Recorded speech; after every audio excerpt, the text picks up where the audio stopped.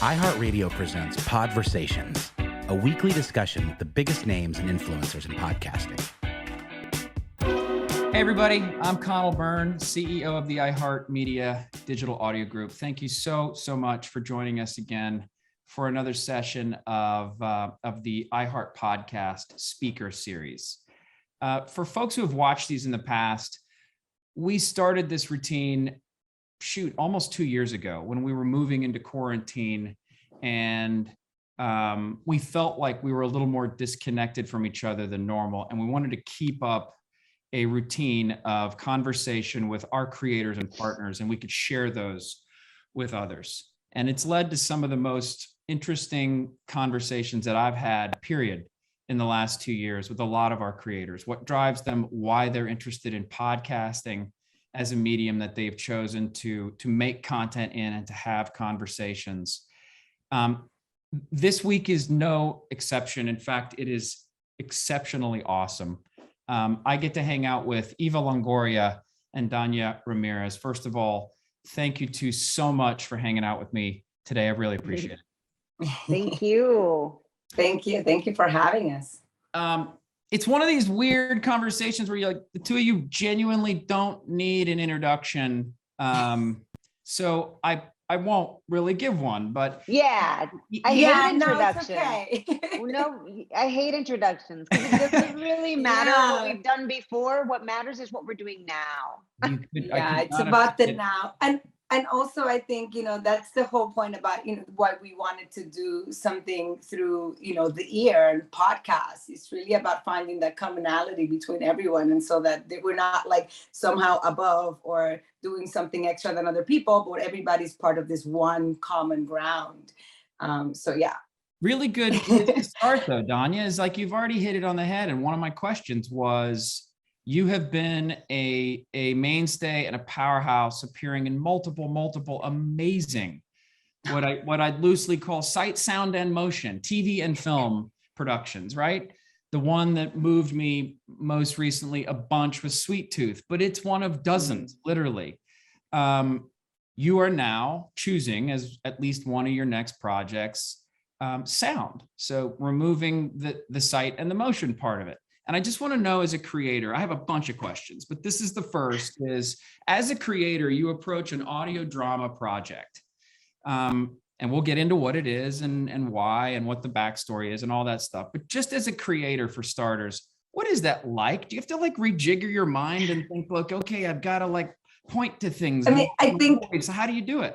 I think this was a first for all of us. And I think that's the part that was really also exciting about it. And like you said before, this is something that, podcasts have always been around. But I think after COVID, everybody really tried to tap into different ways to get a message across. And I thought I was just lucky, to be partnered up with Eva, who had, amazing connections within, she's always doing podcasts herself and has a very, an incredible voice and makes sure that the message of not only Latinx community, but really anything that's really, sound and important to get out. And so I was just very lucky to be partnered up with her. And when she, this was a project that we had been developing for a while.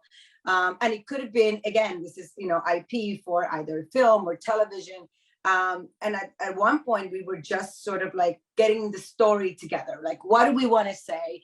How do we want to retell this incredible story about the Mirabal sisters, which is what our podcast is about, the first season. So for me, it was just exciting when she called me up and was like, hey, would you be interested in doing this as a podcast?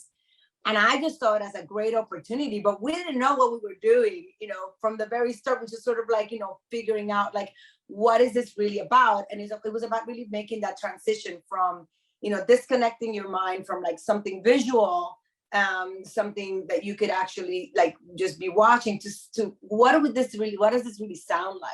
And that was a very interesting way for us to think about telling this very, encouraging, courageous story, but also talking about the Dominican culture from a place of sound. I thought that was a very interesting way to go about it, because a lot of people have a very hard time defining how do we get the Latin people to show up and listen to things or watch things? And it's always been a market that people have a hard time cracking. And this is a very interesting way to go about it, because you really get a feel that we are so all together. Like our Latin community, we have people from Spain, from Mexico, from Dominican Republic, and we specifically think of each other, think of ourselves as very proud of our individual countries. So this is a way to talk about it and a way to introduce what our culture is really like, but really through a universal theme that can relate to just anyone. Yeah, it's really interesting. So first of all, the story that we're talking about for our audience today is called Sisters of the Underground, a new audio drama podcast that launches August 31. It's an 8-episode scripted series. It's executive produced by Eva and Danya. Danya also stars in it.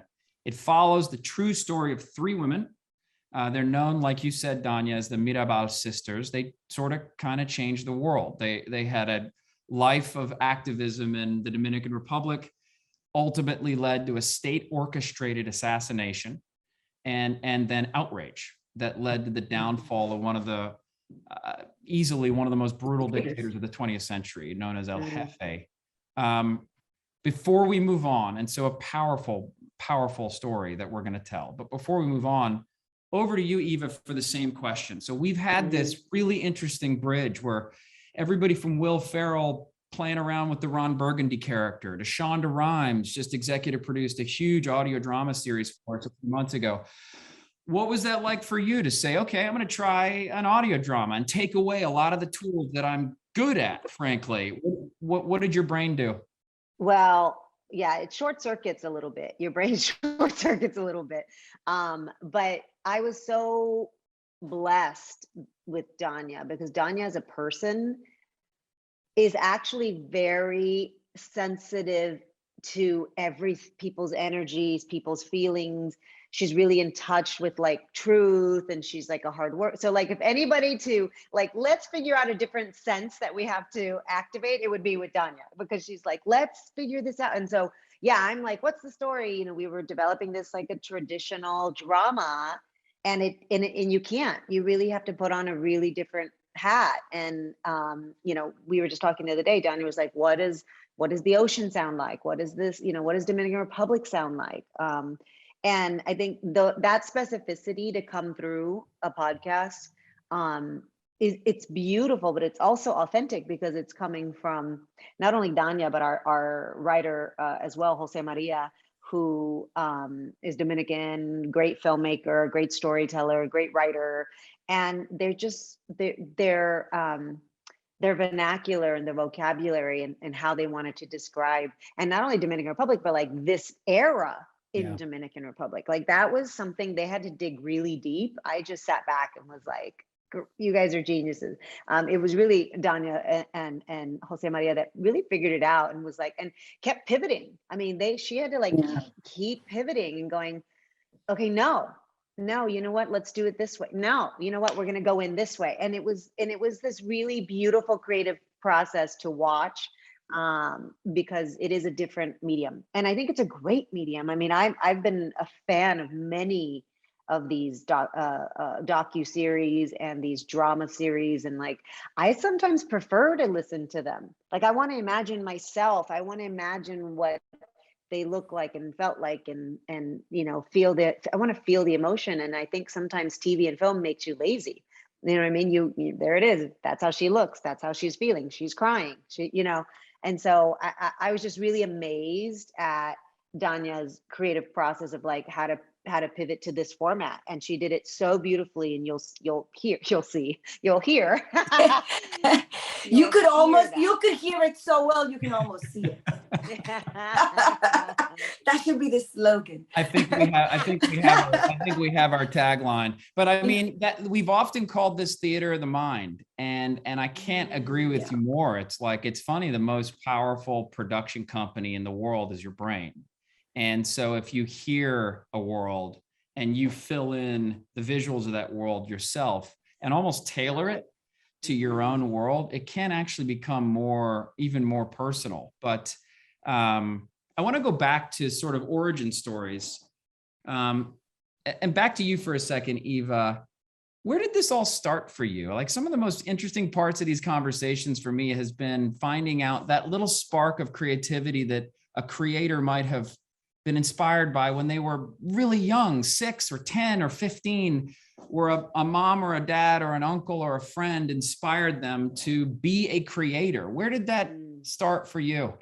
I'm really a director, producer turned actor. You know, people think like, oh, she's an actor turned director. No, I was always the business mind, like bottom line, budget, structure, you know, quota, like give me metrics and I will meet them and exceed them. But like the creativeness came much later. Like I really had to find my voice in what I wanted to say. And that's a huge undertaking in life. Like you have to take an emotional inventory of your life and you go, why am I here? Really big questions. What am I trying to do? You know, we act and produce and direct, but that's what we do. That's not who we are. And so who am I is really where we have to start. And then from that, you know, what's the impact we want to have on the world? And so when this came up, when I, you know, did my deal with iHeartRadio, you know, they were like, we want you to not only, you know, do a podcast, but like go find those stories in the Latinx community and go find those storytellers for us. And, you know, it was so serendipitous. Danya and I were talking about this the other day. It was like, I did the deal. I did my podcast. I'm starting my podcast. I had another podcast. And Danya came to me with this idea and she's like, what about Meet About Sisters for a show? And I was like, oh my God, this is so crazy. Like literally at this moment, it was just all, you know, really you have an ecosystem of creativity that we feed off of each other, you know. And so I'll see, you know, our friend Rosalind doing something and I'm like, oh my God, what is that? That's amazing. How can I help? She'll see me doing something. Danya's like, what are you doing over there? I have this. So it's like, we have this beautiful, like Danya was talking about, this beautiful sisterhood. And that sisterhood is, I think, based on creativity. We all really inspire each other. And that's where I think it was born for me, was being around these ladies. Danya, what about you? Was there a moment when you were, I don't know, 10, 15, whatever, where you were just like, that's what I want to do. I want to be a storyteller. You know, for me, it's very interesting because like, and this is why Eva and I've always, you know, wanted to work with Eva because of her other side of the brain, you know, because she's, you know, it's a good combination of two people that really come together to really be able to tell these kinds of stories. Because for me, I'm such an in the moment person, and like I live it. And I grew up in Dominican Republic, you know, like I am a true, like came at the age of 10, didn't speak English. Like thinking of this as, I can't believe I'm sitting here with you guys, you know, being able to have a medium through iHeart and, you know, my Cultura podcast, to be able to really tell these stories and to put together these creative people to really have, to give us a voice, you know. And that for me is where it came for me. I didn't grow up thinking that I was going to do this for a living. I grew up in the middle of the Dominican Republic with like no running water, no electricity. Like this was so far-fetched in my life that I didn't think that I was going to ever get the opportunity to tell how, you know, these important thoughts that I've always had to the masses. So for me, you know, this has just been a great life journey. I really came to the United States when I was almost 10 years old. My dad wanted me to be a lawyer because, you know, he's like, you have all these thoughts and you're so outspoken. And I always felt like, got to stand up for what's right, or got to, you know, if I have something to say, what makes me now like American? What makes me tick? Like, and it's an interesting, you know, for me, the podcast world has given me an opportunity to really tap into something that has always been a part of me my entire life.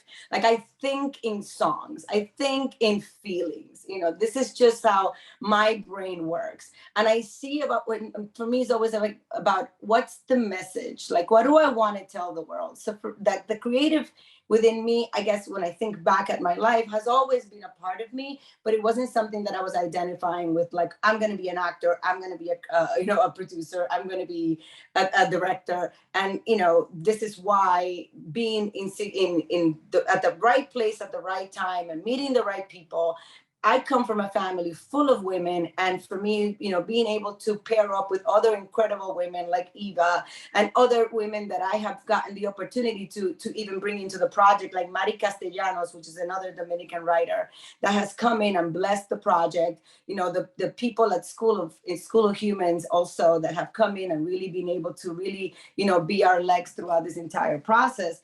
To me, that's what makes me tick. That's what makes me want to continue to create, to be a creator, because really I want to be able to touch the masses and be able to get to communicate to them the things that are inspiring, because those are the things that unite us. Like I always say, change is inspired, is not demanded. And so to be able to tap into my emotions as a creator has been a blessing. And I guess, to get back to your question, when did it start for me? When I was born, I don't know. I've been singing and making stories up in my head since I was a kid.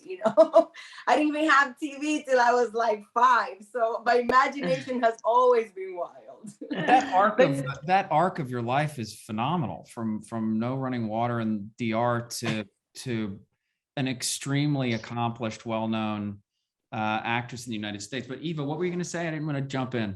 No, but like just to piggyback on what Danya's saying is like this creativity and inspiration, you're inspired to change. That's why this particular series about the Mirabal sisters is so relevant. If you look at what's happening in our country right now with women's rights and everything being stripped away, we need those ladies today. We need those women today, to do what they did, in Dominican Republic here. So the fact that we have to pay attention, and you have to be civically disobedient, and you have to stand up for what you believe. It's like, that's the example they set back then. And it's like something we need today. That's why I was excited to be able to retell this story to a new generation, because I think that's what I have children. Eva has a child as well. So like for us, it's like, what kind of world do we want to leave behind for our children to be a part of? And how do we inspire them to be motivated to actually have a voice? And reminding them, like, this is something that happened back in the 1960s. So like, if these women in the Dominican Republic were able to have a voice and really stand behind what they really believed in, and evoke some kind of change, that everyone's still capable of doing that. And that's an important message for us all. I love this idea of inspiring change instead of forcing or change. Is pretty powerful. I want to hit on one thing you said though, Danya, which is this question of identity. You grow up in Dominican Republic, and now you have a very different life in the United States. And some of that is just I've moved from point A to point B, but a lot more goes into that. And there are questions of like, am I Dominican Republican? Am I American? How do you think of yourself? And this will get in a lot, by the way, to why and how we launched My Cultura, this podcast network. But I want to hear from you first. How do you handle that every day in your own identity crisis or not? What's that like?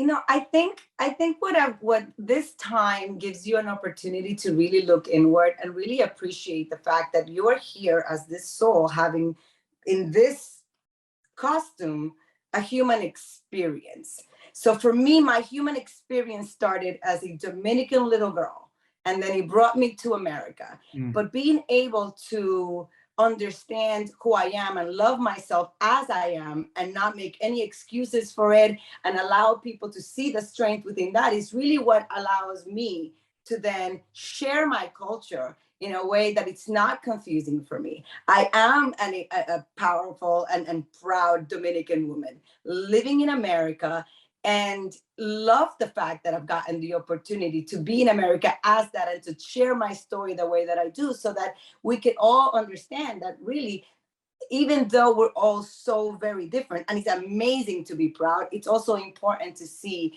the qualities that unite us all. And for me, the United States, the name, the United States, gave me an opportunity to be sitting here and to go from being in the middle of nowhere in Dominican Republic to sitting with you fine people, telling my story and hopefully inspiring the world. This is what we're here to do. So my experience starts from at my home. I grew up as this young woman in the Dominican Republic. I think there has to be a lot in the way that I see the world, because everybody sees it differently and there's no judgment on my part. But I think it's important for us to put more emphasis on loving ourselves as is, and being able to share that from a very powerful place so that everybody gets a chance to share who they are and however they feel from the place that they feel it. And so there maybe hopefully that can cut off some of these judgments and some of this division that we're feeling. Eva, let me ask you a similar question. So a year and a half ago, we saw something happening in podcasting, this medium that has exploded, right? It's the most recent, to put it one way, it's the most recent mass reach medium. It's got 120 million Americans a month listen to podcasts. It's insane, huge audience now.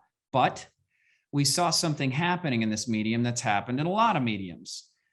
Wild underrepresentation, specifically from Latinx audiences. So Latinx population of the United States, roughly 20%.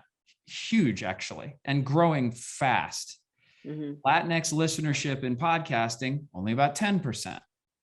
And oddly, it was the fastest growing demographic of new podcast listeners were Latinx. So in a sense, they were jumping in quickly because they were catching up to the awesomeness of this medium. But we saw a lot happening was Latinx audiences would test podcasts and then think, there's not a lot of content here that speaks to me, that's from me, that's about me, and leave and not stay. So we thought this was reason enough to launch a thing called My Cultura, My Culture, a podcast network by not just for, but for at least in part Latinx audiences.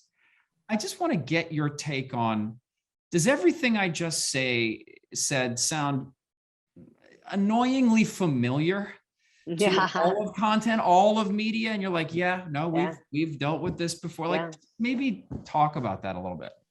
Yeah, I mean, representation across all industries, by the way, women in tech, Latinas in tech, Latinas in STEM, Latinas in higher education, Latinas, I say Latinas, but Latinx as well, like our brothers and sisters together, we're always under represented from publishing, and that industry of why aren't our books published, to this podcast world. And that's what I was really interested about with My Cultura, is that you guys just really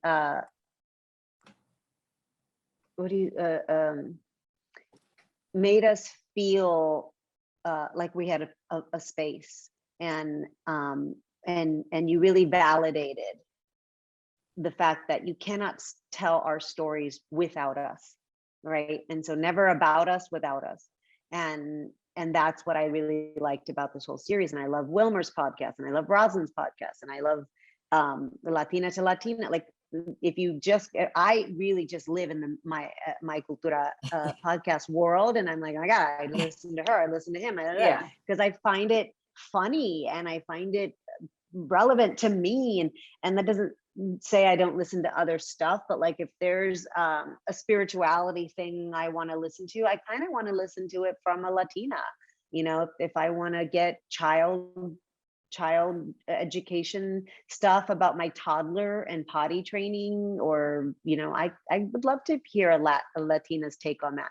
And so it was, I remember even a year ago it was sparse. I was like, God, where is everybody? And so to be a part of this kind of wave of creators is really, really exciting. And I'm really, I'm grateful for it, but I'm like, good on y'all for doing it and smartening up to the fact that, we're a huge demographic. And the reason you see an increase in Latino subscribers of late is we're a very young demographic. Just to piggyback on that, the reality of it is, as Latino community, like you want to relate, you listen to things and you gravitate towards things because you can see yourself in it. It sounds like you, it feels like you, the passion behind it is you.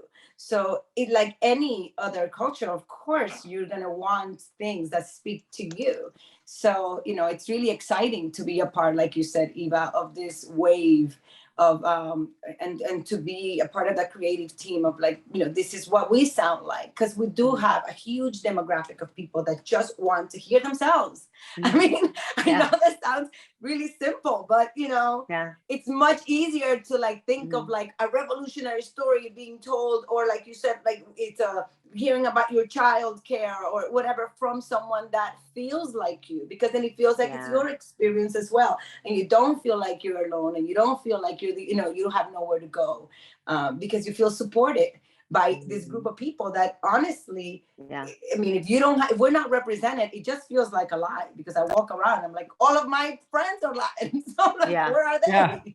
Well, and also like Danya said before, this story's been told. The people know of the Mirabal sisters, but I was so interested in Danya's take. Like when Danya explains these ladies and her point of view and her feeling about it, you're like, yeah. What about that view? Like, I'm sure Steven Spielberg can do an amazing movie about them, but like, I want our version of it. You know what I mean? And that's what really makes this particular series very different from any other reiteration that you may have heard about these ladies. This is a very specific point of view, and it's really beautiful. So it's a testament to you and my cultura, and the iHeart people to really have been able to give us the liberty to tap into the authenticity of what the Dominicans really sound like. We really had the liberty to hire Dominican voices, to feel like we were going to introduce Dominican music. The sound is Dominican. And like you said, Eva, before, this story has been told before. And even if it was told from a Latin perspective, it wasn't a specific Dominican take on it. And that is so important for us Latinos, because you can be, from Mexico, from Cuba, and be listening to this podcast and say, okay, oh, that's what Dominicans sound like. Right. That's what, and it's more interesting that someone trying to relate the story to just make it sound a little bland and, know what I mean? More like, oh, we just got to sound average, Latin, or don't have a Dominican accent because we want to relate to the masses. And I think that's where a lot of people have been going wrong in the past. We are specific, not just as a Dominican, from a Dominican point, but, it is important to be specific about our culture. Well, I mean, that's that what I think you get in this show is that ineffable, it's the stuff of legend. It's in the bloodstream for Dominicans, and that is hard to replicate outside of that. So unless you have that kind of a passion driving at least some of the storytelling, like from you, Danya, it's going to be a different show. That's what makes this, I think, a level up. So what I keep hearing though, like just to sort of close on this question is, it's interesting. Like there's this sort of, I think sometimes the best stuff gets made when certain creators face headwind, when they feel like, I don't want to put words in your mouth, but when they feel sort of like an outsider or they don't belong. And I hear from you, Eva, like, look, I came up through the business side of this, and then I started to inch my way into the performance side. Danya, you're from the Dominican Republic, now in the United States. I've heard this refrain in other creators too, like Bowen Yang, who does podcasts with us, grew up as a gay comedian in New York City and sort of faced that sort of outsider headwind, and so had to do it differently and better and work harder. Danya, back to you. Like, is that something that makes you wake up every day feeling hopeful about the state of entertainment and content and where it's going? Or are there honestly some days where you're like, it's still a lot? I'm a very honest person. So to say that sometimes I don't wake up and say, hey, this is a lot, would not be being true to myself. But I do feel, I'm the kind of person, obstacles and things that come into your way are only things, whenever you overcome them, you just feel so much better about yourself afterwards. So I do feel like it is hopeful every time you get to conquer something. And this is a milestone for me. This is something like, okay, now I've gotten to get to tell this story from a very specific perspective. And I never thought I was going to be able to do that. And yes, I had to work so much harder to actually get it done. And I feel really blessed to have had the support that I've had. But I do always look at it, and this is not just about this podcast, my entire life. There was a point at one point I started writing a book. They wanted to do a book about my life story, sort of like how I came in. And it just like, I put it on pause for a while because I was sounding like a victim. And I'm not here in spite of what happened to me. I'm not here despite, these things. I am here because of them. And it's because of these, moments in life that feel difficult that I feel capable and able to feel proud of where I am and where I'm going. Eva, what about you? Is it a moment, just to wrap on this, is it a moment where you feel it's a tough moment in our country, depending on, maybe not, depending on where you stand. Are you feeling like, but we also, to be hopeful about it, we have a moment here where literally technology, podcasting is helping us get stories out in a different way that's a little more of a level playing field.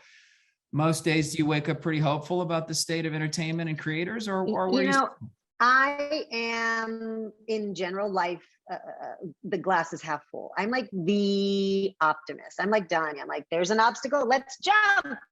Let's jump over it. Let's go through it. Like, I'm always like, it's going to come out better. This is going to make us better. And so I think that's the one thing that we can't let this country, our politics, our troubles really weigh you down. You have to keep your foot on the gas and keep moving forward. And you have to be hopeful that things are changing, and not just sit back and go, I hope, but like do the work. Like, we're doing this podcast because we want to see the change, and we're producing other things. We're telling other stories. And so it's more than like, oh, I'm so great. Other people are moving our agenda forward of representation. No, you move it forward.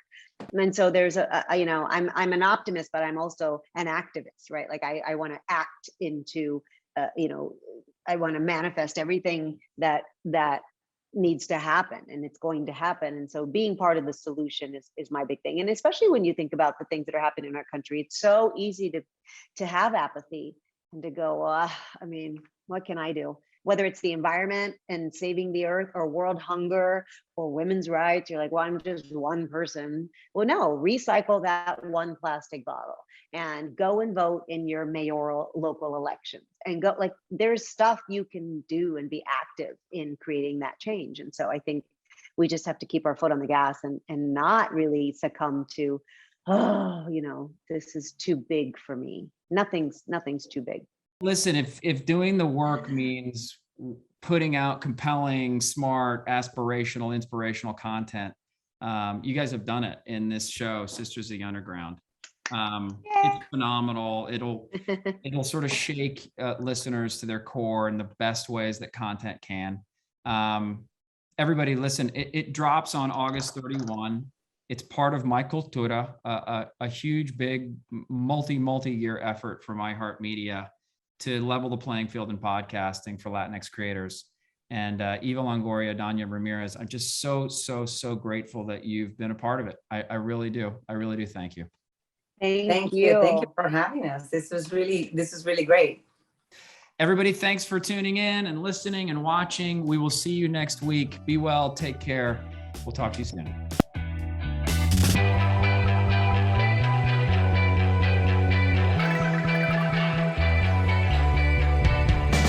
Podversations is a production of iHeartRadio. You can find more from the biggest names in podcasting on the iHeartRadio app or wherever you get your podcasts.